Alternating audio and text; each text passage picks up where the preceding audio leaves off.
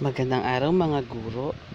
Ngayon ay tatalakayin natin ang most essential learning competency para sa grade 5. Alright, so bago natin simulan, mag-subscribe muna kayo sa Teacher Chris TV at i-hit ang notification bell para updated kayo sa ating mga upcoming videos. So simulan na natin. Simulan natin sa Aralin Panlipunan, nasa pahina 28 hanggang 30. So, meron tayong 5 columns para sa quarter, content standards, performance standards, most essential learning competencies, at duration. So, ngayon, magfo-focus tayo sa most essential learning competencies. Week 1, natatalakay ang konsepto ng bansa, natutukoy ang relatibong lokasyon, natutukoy ang mga hangganan, nasusuri ang ugnayan ng lokasyon ng Pilipinas, na ilalarawan pagkakakilanlang heograpikal, nakapagmumungkahi ng mga paraan, nakapagbibigay ng konklusyon. At para sa quarter 2, week 1, na ipaliliwanag ang iba't ibang pakinabang pang-ekonomiko, kahalagahan ng pangangasiwa, mga hamon at pagtugon, nakakalahok sa mga gawain nagsusulong ng likas, na ipaliliwanag ang kahalagahan at kaunayan ng mga sagisag. Para sa third quarter, natatalakay ang kahulugan at kahalagahan ng pamahalaan, balangkas o istruktura, mga gampanin ng pamahalaan, mga programa, pagbibigay ng pagpapahalaga. Natatalakay ang konsepto ng pagkamamamayan, natatalakay ang konsepto ng karapatan, na ipapaliwanag mga gawain lumilinang sa kagalingang pansibiko at napapahalagahan ang kagalingang pansibiko. So, dyan po nagtatapos ang Araling Panlipunan. Dumako naman tayo sa edukasyon sa pagpapakatao na nasa pahina 56 hanggang 59. Quarter 1, Week 1, Katotohanan. Week 2, Mabuti at di mabuting maidudulot ng mga babasahin. Week 3, Positibong saloobin sa pag-aaral. Week 4, Matapat na paggawa. Week 5, Pagkakaisa. Para sa ikalawang markahan, Week 1, Pamumuno. Week 2, Pagbibigay ang ukulan. Week 3, na pagpapakita ng paggalang. Week 3, pagpapahayag ng may paggalang. Week 4, pagpasang karapatan. Week 5, paggampan ng buong husay ng tungkulin. Para sa ikatlong markahan, Week 1, pagpapakita ng kanais na kaugaliang Pilipino. Week 2, pagkamalikhain. Week 3, pagsunod sa pagpapasya para sa kaligtasan. Para sa Week 4, pagiging responsable. Sa Week 5, programa ng pamahalaan. Week 6, mga batas. Week 7, proyekto ng iba't ibang multimedia at technology tools. Para sa ika-4 na markahan, Week 1, pagmamahal sa kapwa. Week 2, pasasalamat sa Diyos. So, dyan nagtatapos ang ating ESP MELC for grade 5. Para sa grade 6 na nasa pahina 97 hanggang 98, Quarter 1, Week 1, fill out school forms and others, unfamiliar words, compound and complex sentence, clear and coherent sentences, compose coherent sentences, point of view for quarter 2, examine images, distinguish among various types of viewing materials, text types, various text types based on elements, make a stand for third quarter, provide evidence to support opinion or fact. For quarter 4, analyze how visual and multimedia elements contribute to the meaning of text, write paragraphs, cause and effect, write a feature article. Diyan nagtatapos ang grade 5 English MELC. Para sa Filipino, na nasa pahina 117 hanggang 119. First quarter, sariling karanasan, nagagamit ng wasto ang pangalan panghalip, nasasagot ang mga tanong sa binasa, nakasusulat ng maikling tula, opinion at reaksyon, isasalaysay ang napakinggang teksto, na isasalaysay ang napakinggang teksto sa tulong ng pangungusap, pagbibigay ng paksa, pagbibigay ng kahulugan ng salitang pamilyar at di pamilyar, at pagbibigay kahulugan ng bar graph, at iba pa.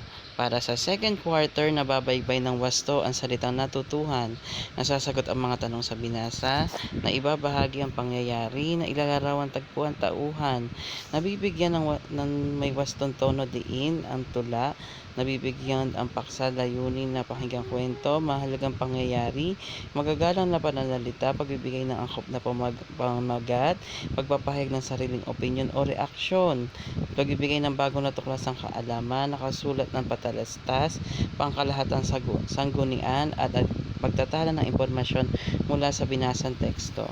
Para sa third quarter, pang-abay at pang-uri sa paglalarawan, pagsusunod-sunod ng mga pangyayari, pagbubuo ng mga tanong, pag-uulat tungkol sa panood, pagsusuri ng mga tagpuan, na ibabagay ang pangyayari na saksihan, nakagagawa ng simpleng timeline, na isasalaysay mula ng pakinggang teksto, nasusuri ang pahayag at opinyon katotohanan, pang-angkop, magkasalungat at magkasing kahulugan, angkop na pamagat, simula at panaguri, sulating formal at di formal, pangkalahatan sa gunditaan, at pagbigay ng datos na hinihinang in some form.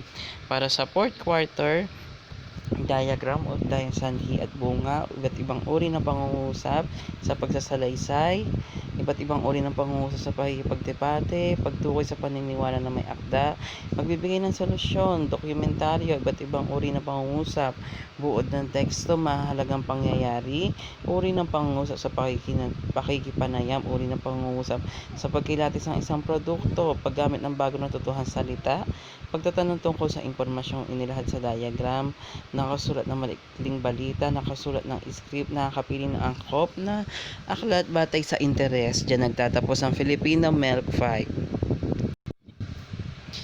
Dumako naman tayo sa mathematics na nasa pahina 158 hanggang 162.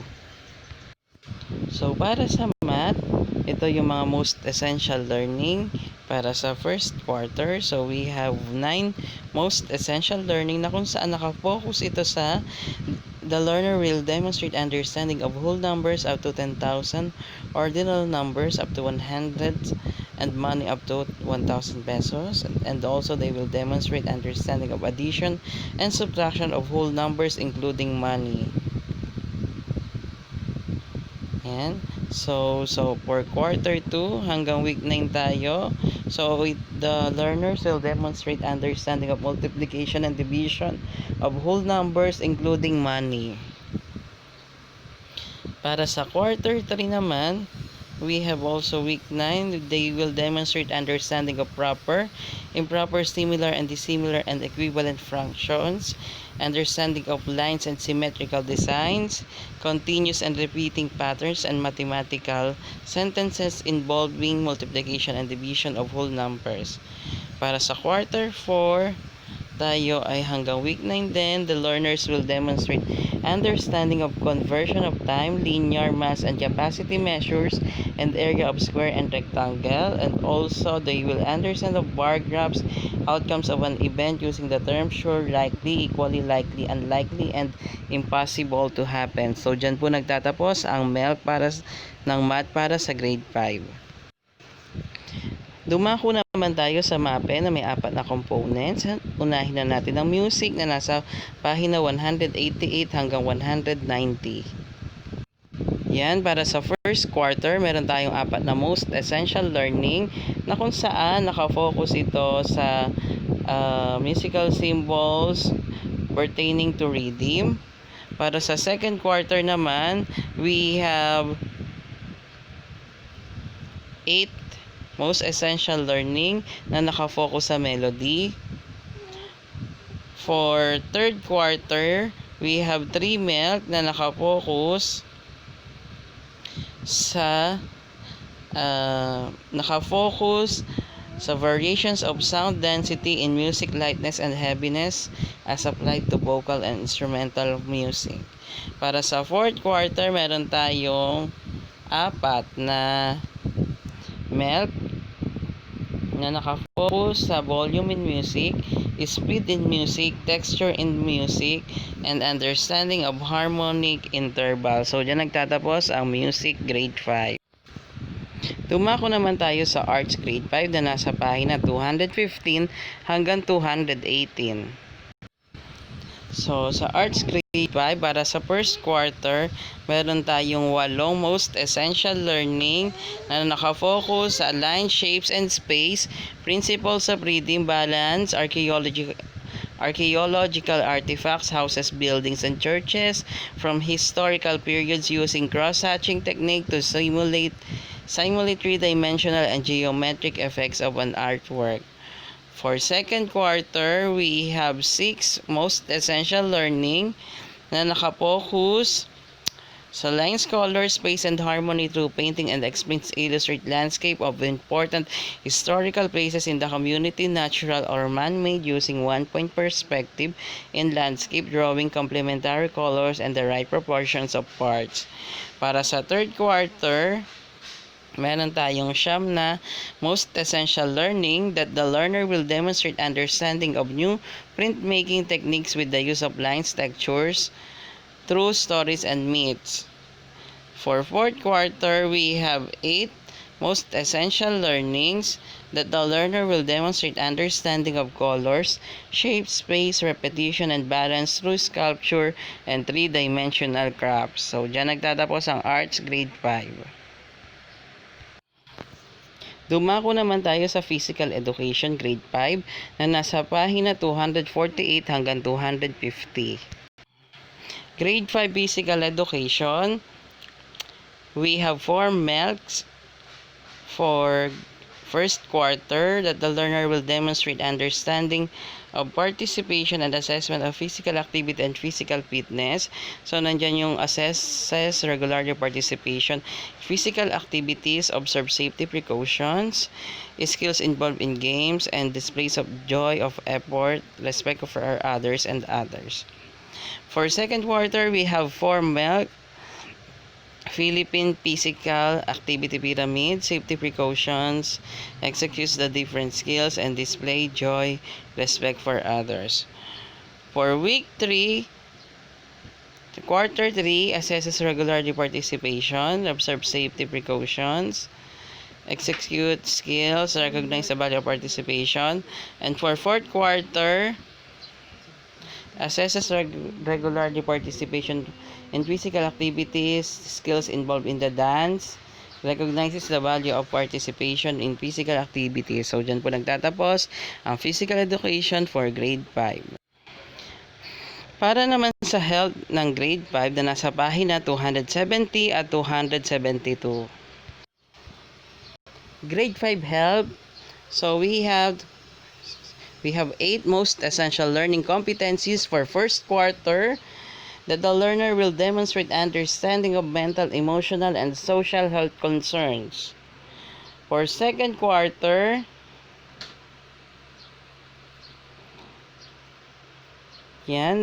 recognizes the changes during puberty, misconceptions related to puberty, health issues and concerns during puberty, changes during puberty, negative health impact, and unwanted pregnancy, ways to manage puberty, self-care procedures, differentiate sex from gender roles, how family, media, religion, and general reinforce gender roles, how males and female gender roles are changing.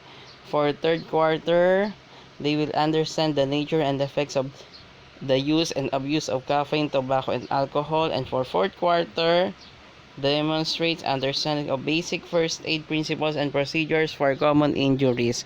So, dito po nagtatapos ang ating MELC grade 5. So, sa aking mga kapwa guro, huwag kalimutang mag-subscribe kay Teacher Chris TV at i-hit ang notification bell para lagi tayong updated sa ating mga upcoming videos.